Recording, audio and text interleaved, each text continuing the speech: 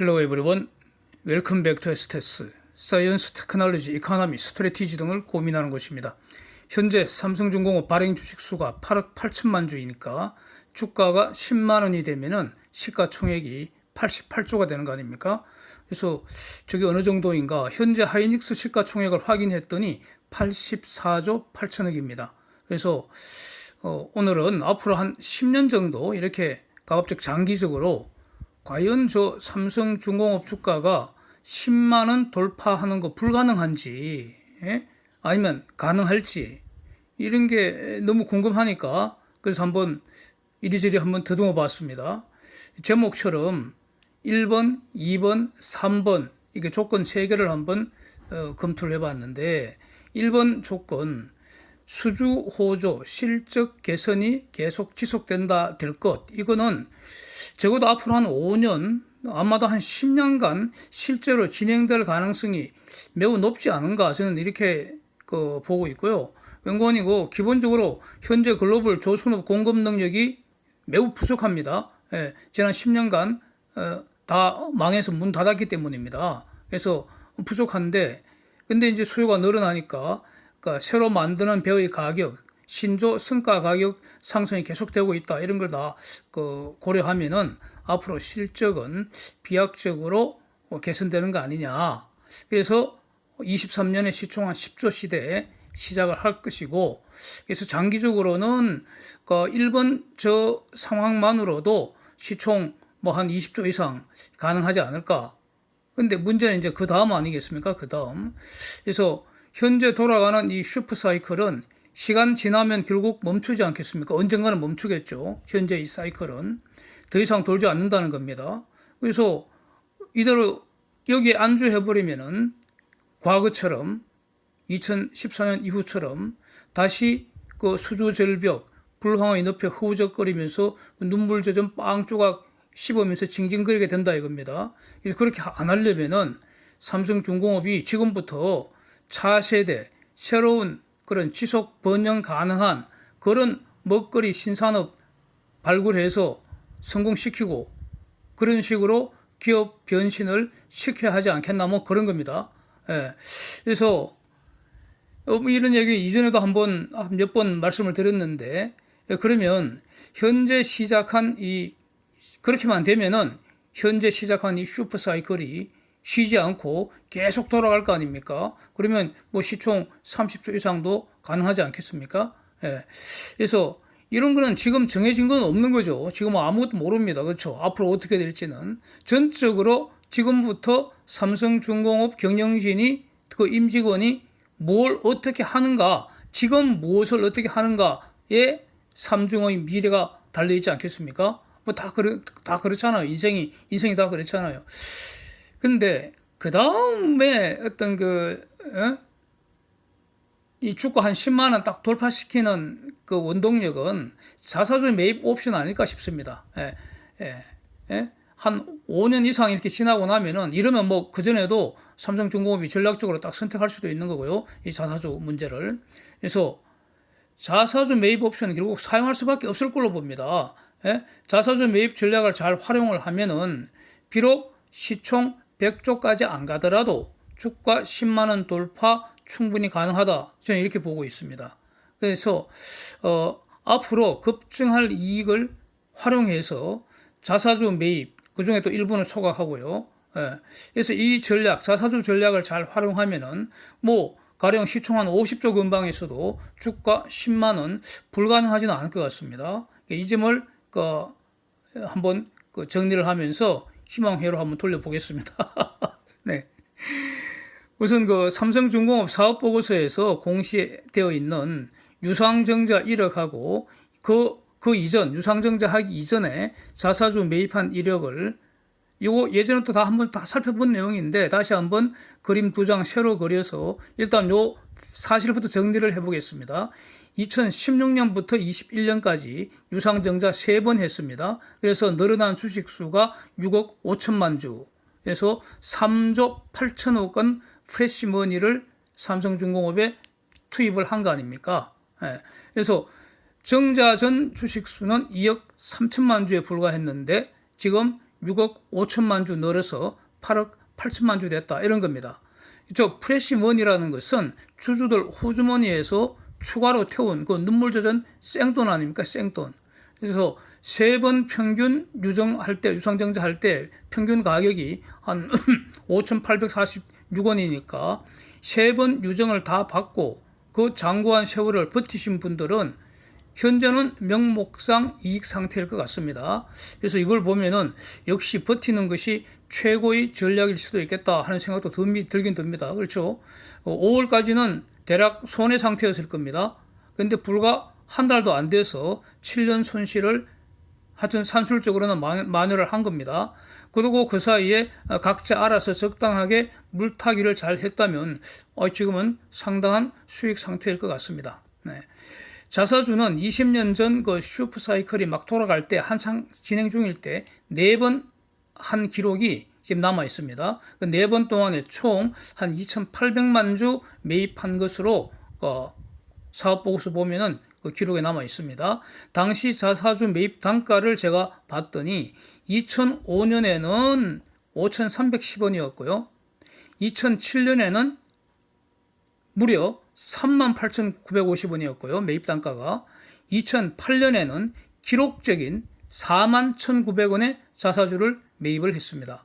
2014년에도 24,050원의 자사주를 매입했다는 겁니다. 그래서 아마도 저 2014년 저거는 주가 방어용 아닌가 이렇게 일단 궁금한데, 결과적으로 아직까지는 그 삼성중공업이 자사주 매입한 저 전략은 지금 왕창 쳐물린 상태입니다. 그렇잖아요. 41,900원에 샀는데 그 이후에 유상증자할 때는 평균 5,800원에 팔았잖아요. 그러니까 왕창 물린 거죠. 그러니까 삼성중공업 입장에서도 자사주 물타기 한 번 더 왕창 해야 되지 않겠습니까? 빠르면 빠를수록 좋을 것 같은데 말이죠. 지금 결손금이 있으니까 지금 어떻게 가져가야 할지 아마 고민 좀 할 것 같습니다. 고민하는 게 현명합니다. 그래서 저 시기에 삼성중공업의 시가총액 고점이 2007년도에 9조 5천억이었습니다. 그렇다면은 현재 이 상승장에서 저 당시 시가총액과 비슷한 그런 시가총액 수준은 대략 한 13조 3천억 정도 돼야 되지 않겠습니까? 왜냐하면은 그 사이에 돈이 새로 프레스머니가 투입되었기 때문입니다. 정자 대금으로. 그러니까 주가로는 그게 15,150원을 돌파를 해야 할 것 같습니다. 그래서 생돈 추가로 태운 것까지 다 고려하면은 현재 주가가 15,150원 돌파하면 과거 사상 최고치 가격 수준이다. 이렇게 대략 산수를 할 수 있을 것 같습니다. 그래서 제목에 제시된 쟁점 3개 중에서 1번 쟁점, 그 수주하고 실적에 대한 거는 그동안 제가 생각하기에는 충분히 많이 다룬 거다. 그래서 일단은 그 그림 다시 한번 확인하시고요. 오늘은 완전히 생략을 했습니다. 반복하면은 지겹지 않습니까? 그래서 혹시 처음 오신 분들은 이전 영상들 참고하시면 일정한 도움이 되리라고 봅니다. 2번 쟁점, 저거 신사업하고 기업 변신하는 거, 요게 바로 지속 가능한 번영을 위해서 가장 중요한 거 아닐까? 저는 그렇게 생각이 됩니다. 현재 주력은 배 만드는 겁니다. 배. 그 중에서 이제 LNGC 만들고요. 컨테이너선, 초대형 컨테이너선 만들고 또 초대형 유조선 만들고 이런 겁니다. 배 만드는데 지금 특화되어 있습니다. 물론 플랜트도 있고요. 근데 이거 이제 사이클이 심하다는 거죠. 지금은 좀 좋은데 저게 또 언제 수주 절벽이 닥칠지 걱정이잖아요. 그러니까 지금 성한이하고 진택이가 지금 잘 되는 일에만 안주해서는 뭐 절대 안 된다는 거죠. 그건 정말 경영진 능력이 없는 거죠. 그렇게 되면 그렇지 않으리라고 봅니다. 그러니까 적어도 지금 사용하는 에너지의 절반 이상을 차세대 먹거리 개발하는데 죽자사자 혼신의 노력을 다 해야 되는 거 아니냐. 이게 진짜 중요한 거 아니냐. 이렇게 생각됩니다. 현재 그 수주 받고 실적하고 하는 거는 밑에 있는 하부 조직 맡겨도 잘 돌아가리라고 봅니다. 이미 사이클을 탔기 때문입니다. 그래서 그러면 저 차세대 먹거리가 뭘까? 저도 참 이게 궁금한데 과연 삼성중공업이 어떻게 이제 이 기업을 이끌어 갈지 앞으로. 예. 근데 큰 방향은 바다에 대한 인간의 한계를 극복하는 솔루션 이거 제공하는 거 아니겠습니까? 그래서 결국 이 지구의 71%가 바다니까 이 해양을 전제로 전개되지 않겠나. 여기에 삼성중공업이 제일 잘하니까 자기 제일 잘하는 제주를 살려야 될 거 아닙니까? 그러면은 이 상황에서 현재 모든 인간에게 가장 절실하게 필요한 거 그게 뭘까? 그걸 제공해 주면은 되는 거 아닙니까? 비즈니스를 그렇게 해야 되지 않습니까? 논리적으로는 그게 바로 기후 위기 솔루션 아니겠나 싶습니다. 많이 있지만 식량도 있고 에너지도 있고요. 그래서 기후 위기 솔루션 아니겠나? 그래서 기후 위기 솔루션 그러니까 방법은 다 알죠. 근데 어떻게 그걸 실현할 것이냐? 그게 이제 문제 아닙니까? 기본적으로는 공기 중에 있는 CO2, 요게 원인이기 때문에 원인을 제거를 해야 된다. 그러니까 지금도 한 100년간 누적적으로 공기 중에 CO2가 누적적으로 쌓여 있는데 저거 싹 털어내라 이겁니다. 저거 싹 털어내서 그냥 땅속에 파묻어 버리면 된다 이겁니다. 간단한데 요거 어떻게 실현할 것인가 여기에 지금 달려 있는데 지금 그러니까 CCUS라고 하는데 CCU 이용하는 거 그건 필요 없고요. 탄소 포집해서 파묻어야 합니다. 이용하는 거는 포집된 탄소를 이용해서 다른 유용한 물질로 만드는 거는 그거는 극히 일부분이기 때문에 그거는 솔루션이 될 수가 없다고 보고요. 그리고 그거는 자신 있는 사람한테 포집된 탄소 그냥 팔아버리면 됩니다. 그렇죠? 그래서 중요한 거는 파묻어야 합니다. 많이 포집해서 파묻어야 하는데 파묻는 거 CCS 이게 핵심일 것 같은데 지금 주목되는 게 공기 중에서 직접 이산화탄소 포집하자 다이렉트 에어 캡처 DAC 기술 요게 지금 스타트업이 우후죽순처럼 막 생기고 있는 것 같은데 이전 영상에서 제가 한번 본 것처럼 저는 저거 안 될 것 같습니다. 저거 실패할 것 같습니다. DAC는 돈 안 될 것 같습니다. 그래서 저거는 열등제라는 겁니다. 열등제니까 경쟁에서 패배한다는 겁니다. 가령 지금 앞으로 국가 단위로 탄소세를 걷어 갖고는 포집된 CO2를 입찰 매수해 버린다는 거 한다고요. 경쟁 입찰. 그럼 여기 이제 가격이 중요하잖아. 그러면은 DAC는 경쟁에서 도태할 거다. 저는 이렇게 전망이 됩니다. 너무 비싸다는 겁니다. DAC는 효율이 낮습니다. 그러면 어떻게 하냐?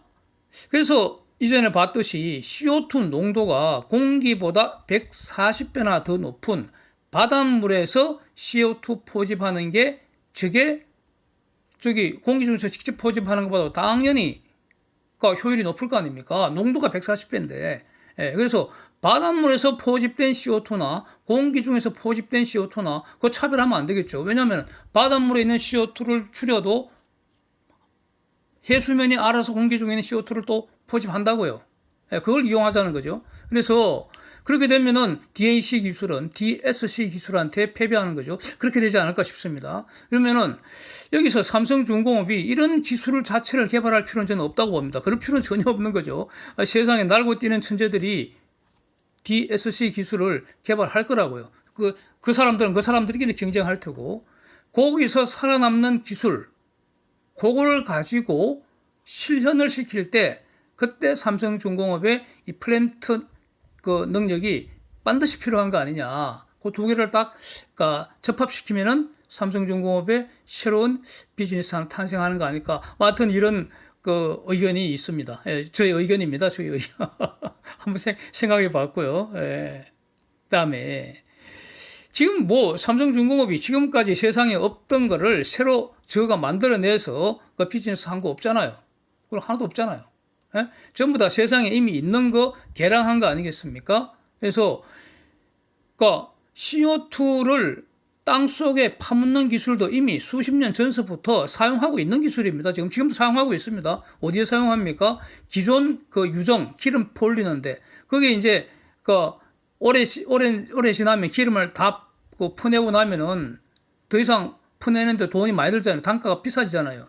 그러니까 사용 중인 오래된 유정 바닥에 남아있는 기름 그 더 싸게 빡빡 다 끌고 올리기 위해서 CO2를 투입해서 압력을 가하는 용도로 지금 CO2를 땅속에 주입시키는 기술이 사용되고 있죠.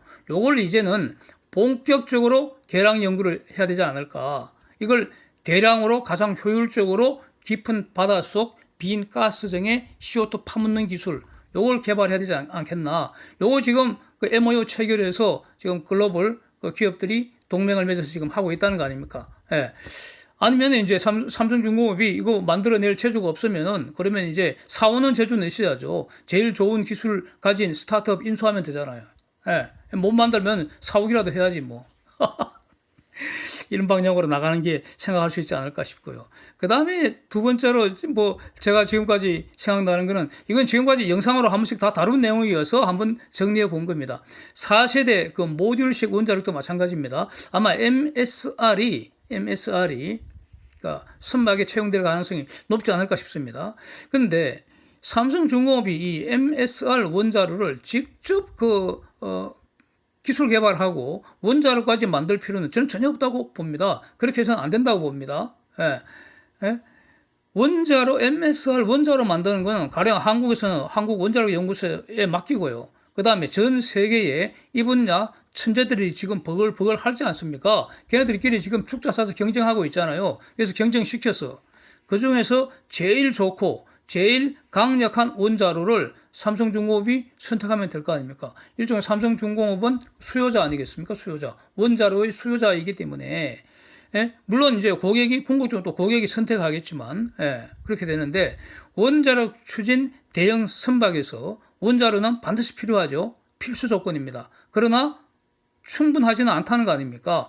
최고의 원자로하고 최고의 선박 기술이 더해져야지 이게 필요 충분 조건이 충족되는 거 아니겠습니까? 그래서 주어진 원자로를 선박의 추진 동력으로 실현시키는 선박 기술, 요걸 지금 삼성중공업이 앞으로 개발해야 되지 않겠나. 선박 새로 설계하고 만드는 기술은 삼성중공업 없으면 안 되잖아요. 예? 여기서 삼성중공업은 한국의 조선 빅3가 다 포함되겠죠. 예. 근데 지금 삼성중공업이 약간 앞서 있지 않는가 싶습니다. 예. 제가 볼 때 그렇다는 겁니다. 그래서 지금 근데 어쨌든 요 분야는 지금 원자력 추진 선박은 이미 지금 이런 방식으로 삼성중공업이 잘 준비하고 있지 않는가 싶습니다. 예, 저는 이렇게 평가를 하고 있습니다. 그래서 지금 만들고 있는 저 배들, 뭐 LNG 추진 그 선박들 이런 것들이 자연사, 앞으로 한 20-30년 다 쓰고 나면 이제 버리고 또 새로 만들어야 하잖아요. 그래서 한 20년 이게 전체적인 그 사이클이라는 거 아닙니까? 조선 사이클. 그러면은 지금 만드는 한창 열심히 만들어서 지금 슈퍼사이클 돌아가고 있는 이 배들이 자연사 할 그쯤에는 이게 이제 전부 원자력 추진 선박으로 상당 부분이, 전부는 아니라 할지라도 상당 부분이 이제 대체 건조되지 않겠나. 지금 사이클 다음에는 원자력 추진 선박이 사이클 올 수도 있지 않겠나. 뭐 이런 걸 지금 주목하는 거 아니겠습니까? 예.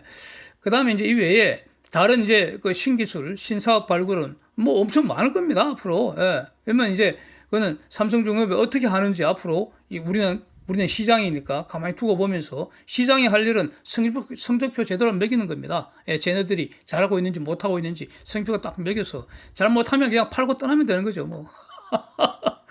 간단하잖아요. 예. 그렇습니다. 뭐 지금 삼성중공업이 열심히 하고 있는 뭐 디지털 조선소, 디지털 야드라든지 인공지능이라든지 로봇화하고 뭐 이런 여러 가지 것들은 무엇을 하건 언제나 반드시 필요한 연장들입니다. 연장들. 저거는 필수 연장이잖아요. 예? 예. 그래서 그 연장을 배 만드는 데 사용한다. 그 말은 더 많은 배를 더 빨리, 더 싸게 만들기 위해서 뭐 디지털화, 인공지능, 로봇화 이런 거 하는 거 아니겠습니까? 예, 뭐 저는 그렇게 이해하고 있습니다. 그래서 지금 열심히 하고 있으니까 앞으로 더 잘 하겠죠. 예.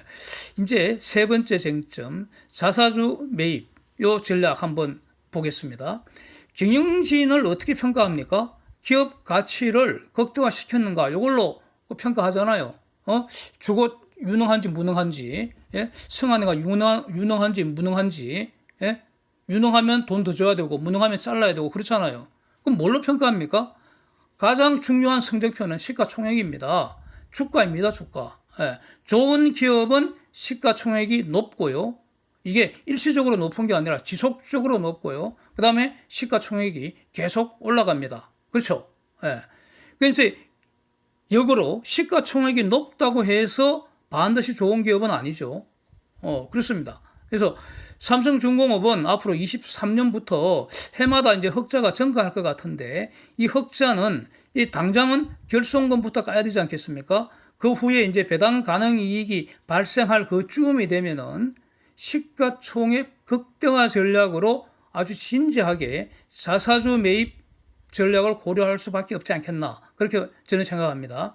배당 가능 이익이 커지면 법인세도 증가하잖아요. 실제로 배당을 하게 되면은 세금 2번 내는 꼴이 되잖아요. 주주들도 또 배당세 내야 하잖아요.